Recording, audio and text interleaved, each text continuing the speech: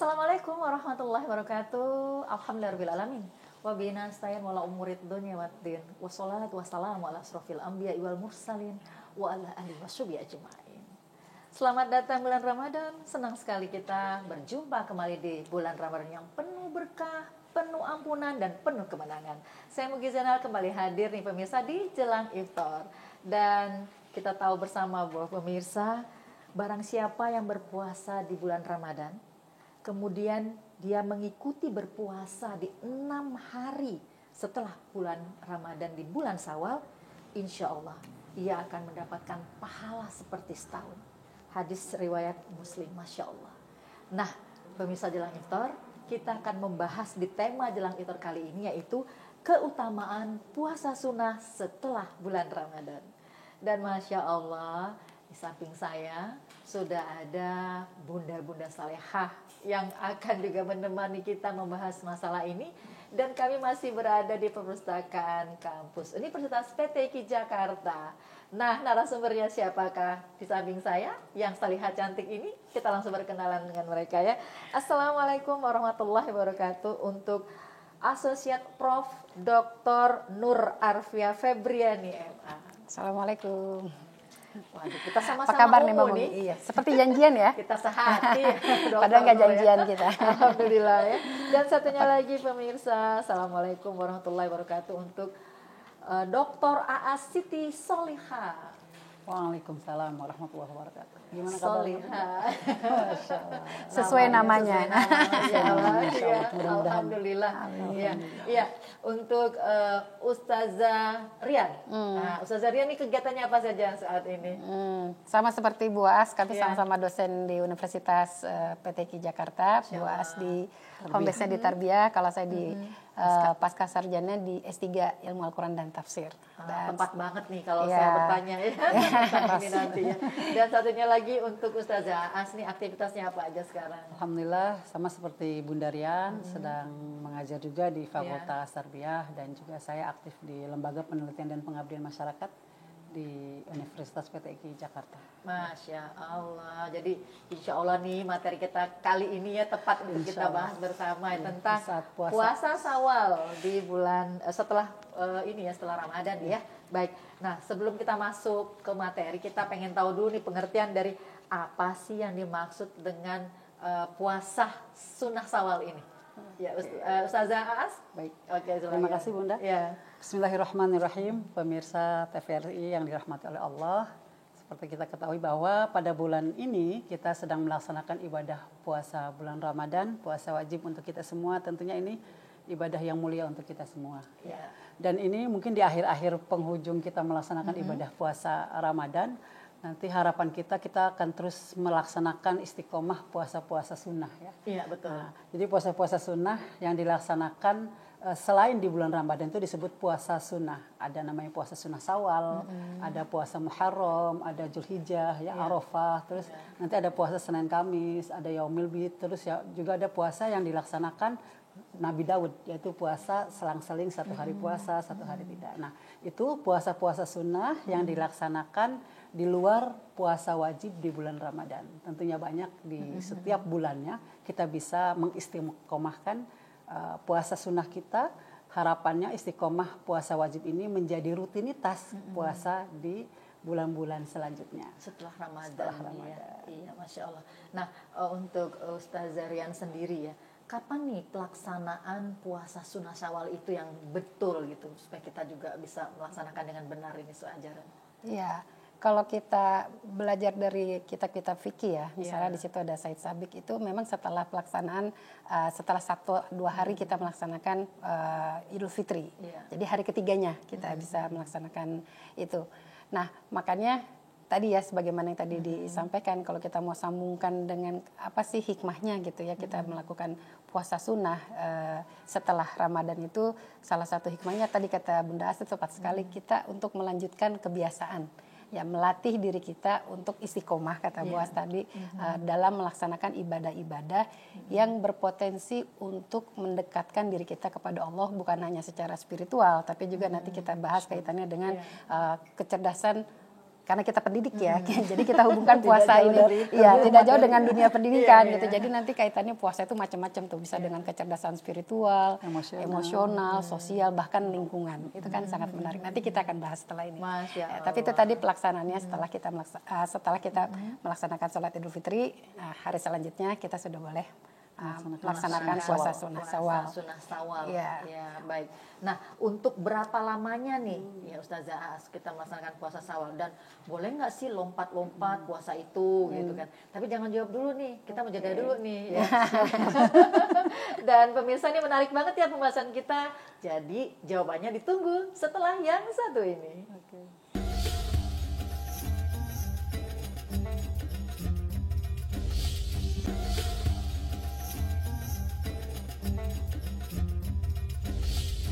Ya, Ustazah Aas dan juga Ustazah Rian, nyambung lagi nih ya, kita diskusinya menarik banget nih tentang puasa sunnah Syawal.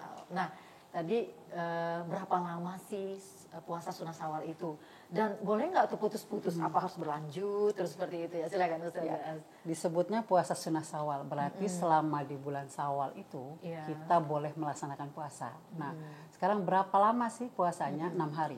Nah, 6 hari itu ya. boleh dilaksanakan hari kedua di bulan Syawal ya, karena hari pertama haram ya, tidak boleh melaksanakan puasa karena Idul Fitri. Nah, apakah boleh melaksanakan puasa berurutan misalnya dari tanggal 2 sampai tanggal 7 ya? Ya. Atau nanti karena biasanya kalau lebaran itu kan banyak saudara yang datang silaturahim, terus makanan juga masih banyak. Yang pasti karena silaturahim saudara, sanak famili itu datang, kan kita menghargai tamu yang datang. Maka boleh melaksanakan puasa sunnah Syawal itu setelah kita silaturahim selesai, yang penting di bulan Syawal. Patokannya jadi selama bulan Syawal itu selama 6 hari boleh kita laksanakan di puasa sunnah Syawal. Kalaupun lompat-lompat Lompat-lompat itu boleh. boleh. Yang penting dia masih masuk dalam Ya, sunnah puasa Syawalnya. puasa Syawalnya Ya, jadi itu bulan ya. Syawalnya. Bulan Syawal. Ya, boleh misalkan kita biasanya kalau terbiasa Senin Kamis misalkan ya. Nah, kalau Senin misalnya Kamis. tuh dalam bulan Syawal tuh ada Senin Kamis juga tuh, gimana niatnya kita itu? Ya, kita kalau sunnah itu bisa digabung sunnah sama-sama sunnah. Yang penting kalau wajib jadi yang gugur sunnahnya. Kalau yang tapi ingat dalam puasa sunnah itu seharusnya kita melaksanakan ibadah wajib dulu. Wah, Nah, kalau jadi kita kan wajib perempuan dulu nih dong ya, gitu ya, perempuan betul. kan haid Betul, atau menyusui betul. atau mengandung, itu kan rukhsah boleh meninggalkan puasa. Nah, nanti setelah bulan Syawal itu kan harus diganti. Maka yang harus diprioritaskan adalah puasa wajibnya dulu. Wajib dulu. Karena wajib itu kan kewajiban. Iya. Baru nanti sunnahnya. Lanjut dengan Puasa sunnah. Syawal itu. Iya. Ya. Nah, pemirsa jadi tahu kan kita yang wajib dulu baru sunahnya. Iya. Gitu. Baik, nah untuk Ustazah Rian sendiri, Ustazah, bagaimana nih ketentuan puasa sunnah Syawal itu sendiri, Ustazah? Ya karena sunnah ya berarti dilakukan dengan sebagaimana puasa-puasa sebelumnya. Jadi ketentuannya sebenarnya sama saja dengan ketentuan-ketentuan Iya. apa namanya puasa pada saat Ramadan. Misalnya Iya. kan apa yang harus kita hindari misalnya ketika kita berpuasa itu ada nggak sih larangan yang bisa mengakibatkan batal Iya. puasa kita dari segi hukumnya atau pahalanya. Atau jangan-jangan kita cuma puasanya aja nih, tahu-tahu nggak dapat pahala. Nah itu kan berarti ketentuan-ketentuan yang harus kita perhatikan ketika kita berpuasa. Nah misalnya kalau dalam hadis Nabi itu ada 5 hal ya yang kita dilarang untuk melakukan tindakan itu, karena kalau kita melakukan 5 itu akan mengakibatkan pahala kita hilang. Yang pertama kita bergibah.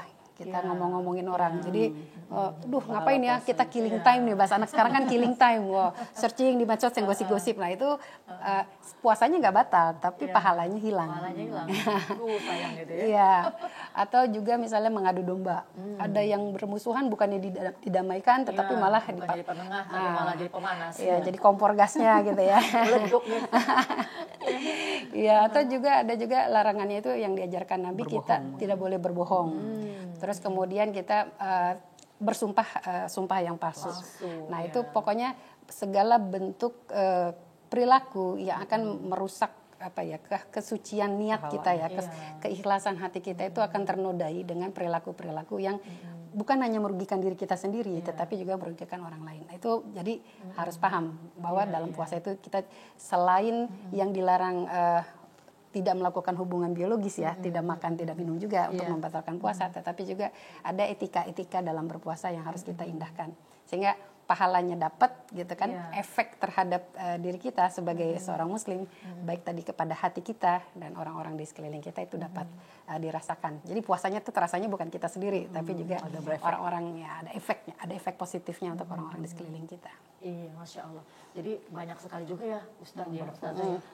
Manfaat dari puasa sunnah itu sendiri banyak banget. Nah ini pemirsa juga pengen tahu nih Ustazah As, apa sih manfaat puasa sunnah, terutama di puasa sunnah Syawal ini? Ya, yang pertama manfaatnya kesehatan, kita lihat dari segi kesehatan. Kesehatan dulu nih Sumu dilihat. tasihu, berpuasalah maka kalian akan sehat kata Rasulullah. Ya. Kenapa? Karena biasanya pola Ramadan makan itu lebih teratur. Ya. Sahur, buka kita lebih hati-hati untuk makan makanan yang sembarangan. Nah, sudah teratur istiqomah 1 bulan, ketika datang Idul Fitri, nah Iya. biasanya makanannya itu random, ya apa aja Makan ada. semua, balas Semua dendam ini. makan.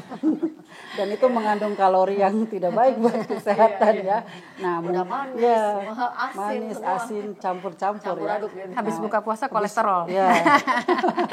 Maka disiasati dengan puasa sunnah Syawal ini sebagai bagian dari mensiasati kesehatan kita agar tetap pulih seperti biasa. Di bulan Ramadan kan kita bisa tuh puasa, sekarang kan adalah puasa diet puasa itu Ya, ya. diet puasa. Nah, yang 12 jam, yang 14 jam itu Mendingan puasa beneran. mendingan puasa Daripada beneran, diet-diet niatnya gitu juga ya, dapat betul. pahala ya. Niatnya Nah, dapat itu. dua-duanya gitu ya. Iya. Ustaz ya. Jadi ya manfaatnya dari segi kesehatan sudah pasti sehat. Kenapa? Karena hadis Rasulullah tadi itu sumu tasihu, maka berpuasalah maka akan sehat. Buktinya itu ketika makanan banyak kita bisa mengatur makanan mana yang cocok untuk tubuh kita. Kenapa? Kalau sudah istiqomah 1 bulan makanan sehat, kadang badannya yang terasa nggak enak. Nah itu ya. Nah nanti sisi emosi, sisi spiritual, mungkin Bunda Rian lebih fokus beliau ke sana ya. Ya, kalau Ustazah Rian sendiri bagaimana menanggapi manfaat puasa sunnah Syawal ini buat kita? Ya sebenarnya sih bukan hanya pada puasa Syawal ya, artinya pada puasa seluruhnya. Bahkan kan juga kalau ya. dalam sejarah itu puasa itu bukan hanya dalam ajaran agama Islam, tetapi juga ada dalam ajaran agama yang terdahulu. Iya. Dan memang itu tujuannya tadi untuk namanya puasa itu kan menahan diri. Iya. Ada upaya untuk menahan diri dari tadi perbuatan-perbuatan yang dapat merugikan diri sendiri dan juga merugikan orang lain. Ya. Kalau dalam pandangan yang agama lain. Iya. Nah, jadi memang hikmahnya ya, misalnya kalau dalam puasa Syawal tadi kan Mbak Mugi tadi sudah bagus banget mengutip hadis yang man shoma sittata ayyam ba'dal fitri karena tamam sanah. Jadi kalau udah puasa Ramadan kemudian dilengkapi dengan puasa Syawal ini 6 hari itu kan sama seperti kita berpuasa 1 tahun. Di situ kan Allah ngajarin kita untuk punya kecerdasan spiritual, kedekatan sama Allah. Allah nih nggak mau nih habis selesai Ramadan kita menjauh. Makanya diajarin lagi sama Nabi supaya jangan langsung kolaps gitu ya, bukan dalam artinya tidak langsung hilang aktivitas, tapi dilatih lagi untuk melanjutkan kegiatan puasa yang positif itu. Sehingga yang pertama yang bisa kita ambil manfaat dari puasa sunnah ini adalah tadi kata Bu As, saya setuju banget itu ya, melatih kita untuk melakukan kegiatan ritual secara kontinu. Jadi nggak berhenti pada saat Ramadan. Kegiatan-kegiatan lain termasuk tadarus, mengaji dan seterusnya. Nah, ini salah satu cara Allah untuk membuat kita dekat kepada Allah, yang bisa membangun kecerdasan spiritual kita kepada Allah. Karena kecerdasan spiritual itulah yang tadi menjadi basic semangat kita untuk aktif lagi ya setelah Ramadan biasanya agak leha-leha gitu ya. Santai-santai. Nyantai gitu, kayak ya. ngerasa wani. Selesai tugas suci Udah. gitu ya. Setelah itu kan makanya kembali diajarkan lagi. puasa sunnah dan kita kembali lagi dengan aktivitas biasa, kita bekerja dengan semangat dan seterusnya. Maka disinilah hikmah salah satunya tadi kata Bunda As, disunahkan kita puasa Syawal itu untuk terus secara kontinu Spiritualnya tegak lurus. gitu supaya establish ya, nggak naik turun gitu karena dilatih Betul. terus gitu. Untuk kecerdasan spiritualnya. Oke, nah kalau segi manfaat puasa sunnah Syawal ya dalam kesehatan mental. Nah, ini mental kita harus terbentuk nih. Gimana nih, Ustazah? Ya kan Ramadan itu artinya pembakaran. Nah kita dibakar kan 1 bulan. Iya. Yang tadinya tadarus 1 ayat 1 hari ini jadi Iya. semangat 1 juz. Ya. Yang tadinya misalkan tarawihnya kan kita nggak pernah tarawih nih. Iya. Tiba-tiba Ramadan tarawih itu kan dibakar nih. Nah semangat dibakarnya itu kan 1 bulan. Nah dalam teori psikologi itu kalau sudah kebiasaan 1 bulan itu sudah menjadi biasa. Nah maka ketika bulan Syawal tiba, nah itu apa yang kita lakukan itu dapat kita laksanakan secara istiqomah. Kenapa? Karena jika kebiasaan dilaksanakan secara istiqomah, kalaupun sedikit, kata Rasulullah, itu akan membekas dalam diri kita. Contoh misalkan, kita sudah terbiasa tersenyum. Nah, maka refleks kita akan tersenyum. Katanya senyum itu bisa awet muda. Senyum adalah ibadah. Senyum yang adalah murah. ibadah yang paling murah. Ibadahnya terasa ya. Masya Allah, ini diskusi bersama Ibu-Ibu Saleha ini nggak berasa ya. Kita harus jeda dulu nih. Oke. Ya pemirsa, kita jeda dulu dan tentunya kami akan kembali lagi setelah yang satu ini.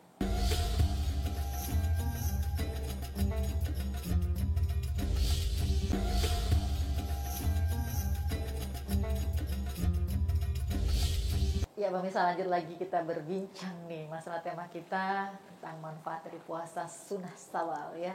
Dan tadi kita udah ngebahas tentang manfaat dari segi kesehatan mental. Nah sekarang kita mau ngebahas juga nih segi kecerdasan sosial ya, dan juga kecerdasan lingkungan. Tapi kecerdasan sosial dulu ya. Nih Ustazah Aas atau Dr. Ustazah Rian nih? Silakan. Mau kalau buas dulu. Ya, silakan. Ya, sebetulnya puasa itu bisa membuat diri kita menjadi sadar dengan sosial kita. Kenapa? Karena dengan puasa, dengan lapar, dengan dahaga itu merasakan betapa rasa lapar dan rasa dahaga itu yang orang lain rasakan mungkin sebagian orang-orang kita yang kurang mereka beruntung itu bisa kita bisa merasakan betapa rasa dahaga dan lapar itu seperti ini. Nah, itu ketika kita berpuasa itu bisa kita rasakan. Secara sosial juga ketika berpuasa kan kondisi kita lemah ya. Jadi tidak mau marah-marah sih sebetulnya kalau puasa seharusnya ya. Maka sebetulnya itu bisa menjadi indikasi bahwa dengan puasa kita bisa menahan amarah kita.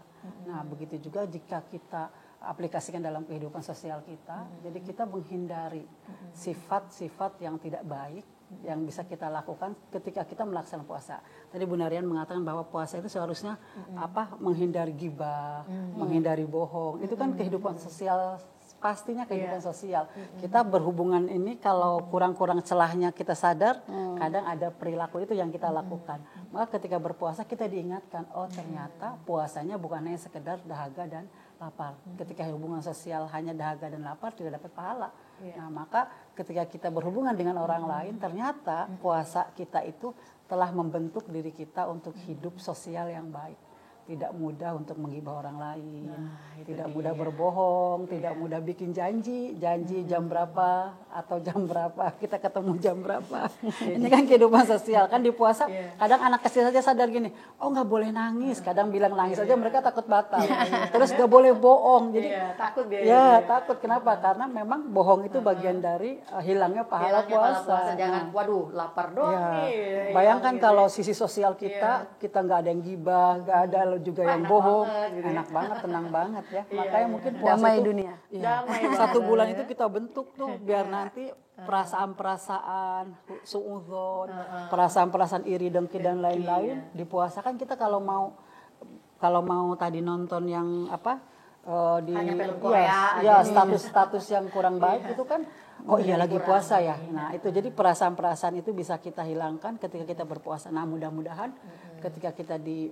kehidupan setelah puasa, nah itu bisa kita laksanakan dalam kehidupan kita sosial kita. Jadi kita saling sayang menyayangi, ya, mengurangi suudzon terhadap orang lain. Masya Allah. Jadi banyak banget ya manfaatnya. Banyak. Jadi rugi kalau nggak puasa ya. Ya Ustazah Rian. Nah, manfaat puasa Syawal juga nih untuk kecerdasan lingkungan. Nah, ini bagaimana nih? Iya, ini menarik ya sebenarnya dihubungkan dengan kecerdasan lingkungan. Kalau tadi kecerdasan sosial bagaimana itu memberikan efek positif bukan hanya diri kita, untuk diri kita tetapi untuk orang-orang yang membutuhkan tadi kata Boas, atau juga bisa kita hubungkan juga dengan budaya buka puasa bersama ya.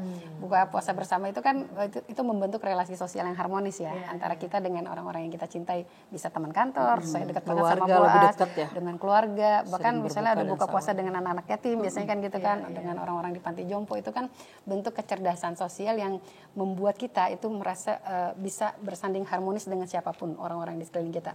Ketika berpuasa itu nggak ada lagi yang pangkatnya jenderal, profesor ataupun semuanya puasa karena semuanya menjalankan perintah yang sama. Nah itu bagian dari kecerdasan sosial yang diajarkan bahwa sifat rendah diri atau tawadu, ikhlas dan seterusnya itu mengajarkan kita nggak ada batas. Semuanya sama kecuali takwanya kepada Allah Subhanahu wa taala.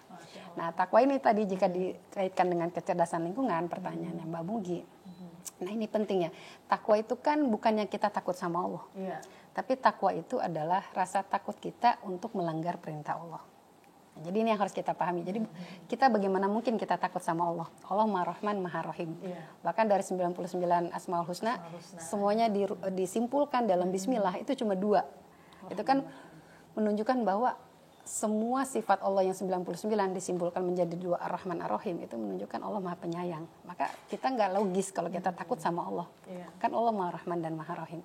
Nah, Maha Rahman, Maha Rahimnya Allah itu ditunjukkan kepada manusia dengan menyediakan alam yang sedemikian indahnya. Nah, bentuk takwa kita, bentuk syukur kita kepada Allah dari pelaksanaan ibadah puasa kita, ya kita menjaga amanah konservasi lingkungan, menjaga tugas kita sebagai khalifah, bahwa tugas kita adalah sebagai God representator, perwakilan Tuhan di muka bumi ini untuk merawat lingkungan. Nah, misalnya gimana? Contoh yang paling mudah ya kalau kita kaitannya dengan puasa, itu kita nggak over konsumtif. Puasa itu kan mengajarkan kita untuk hemat makan itu seperlunya, dan kita nggak over konsumtif. Karena apa? Kalau kita over konsumtif, maka produksi dari sebuah perusahaan makanan itu juga akan overproduksi. Nah, kalau overproduksi, limbah yang dihasilkan pun akan bahaya bagi lingkungan. Nah, makanya puasa itu tadi mengajarkan kita ngerem ya, menahan nafsu makan kita supaya berikan jeda bagi diri kita, bahkan untuk lingkungan, untuk istirahat. Istirahat dari polusi, istirahat dari sampah, istirahat dari produk segala macam. Jadi semuanya istirahat dengan kegiatan puasa ini. Makanya kita sangat bersyukur ya jadi umat Islam, ada ajaran-ajaran yang harus produktif. Nah, 11 bulan sebelumnya produktif. 1 bulan terakhir ini istirahat dulu, fokus. Cas lebih tinggi tadi, kedekatan, kecerdasan spiritual tadi kata Buas, kecerdasan spiritualnya ditingkatkan. Cas tuh di 1 bulan itu, kemudian tadi kecerdasan sosialnya juga lebih ditingkatkan, empati dengan diri kita dan sesama, dan termasuk tadi kecerdasan lingkungan supaya kita jangan over konsumtif yang akan menghasilkan limbah yang berlebih bagi masyarakat. Ini kalau kita ngobrol kayaknya Terus. Tapi nggak apa-apa kan, enak gitu loh dan bermanfaat. Jadi kita maksudnya obrolan di bulan Ramadan ini bermanfaat. Jangan jadi obrolan kita tetap pagi udah ketemu mau berbuka ngomongannya gibah gitu kan, nggak ngomongin baju baru terus. Yang pusing-pusing bapak-bapak nanti. Iya, cuma waktu Juwani yang udah membahas memisahkan kita ya di segmen terakhir ini. Bu As ingin menyimpulkan kajian kita, silakan. Ya, baik, terima kasih. Pemirsa yang dirahmati oleh Allah, hari ini insya Allah kita akan lanjut dan istiqomah untuk melaksanakan puasa di bulan Ramadan, dan kita akan lanjutkan dengan puasa-puasa sunnah, baik itu puasa sunnah di bulan Syawal maupun puasa-puasa sunnah di bulan yang lainnya. Harapannya dengan melaksanakan ibadah sunnah, badan kita menjadi sehat, emosi kita menjadi stabil, lingkungan kita menjadi bersih, dan juga semuanya diberikan keberkahan, negara ini jadi makmur, damai, dan juga sejahtera. Terima kasih. Amin ya Rabbal Alamin. Makasih banyak ya Ustazah As, Ustazah Ria. Oke. Apa yang sudah kita seringkan juga hari ini di bulan Ramadan ini, banyak amal berlimpah Amin. buat kita dan juga buat pemirsa yang menonton ini ya. Masya Allah ya. Ya pemirsa, alhamdulillah saya sudah nih jelang iftar kita, mudah-mudahan bermanfaat ya, dan semangat terus ya abis Ramadan ini. Yuk kita juga jangan lupa untuk puasa sunnah Syawalnya. Mari sama-sama kita menutup jelang iftar ini dengan membaca doa kafaratul majelis. Subhanakallahumma wa bihamdika asyhadu an la ilaha illa anta astaghfiruka wa atubu ilaik. Amin ya rabbal alamin. Wassalamualaikum warahmatullahi wabarakatuh. Waalaikumsalam warahmatullahi wabarakatuh.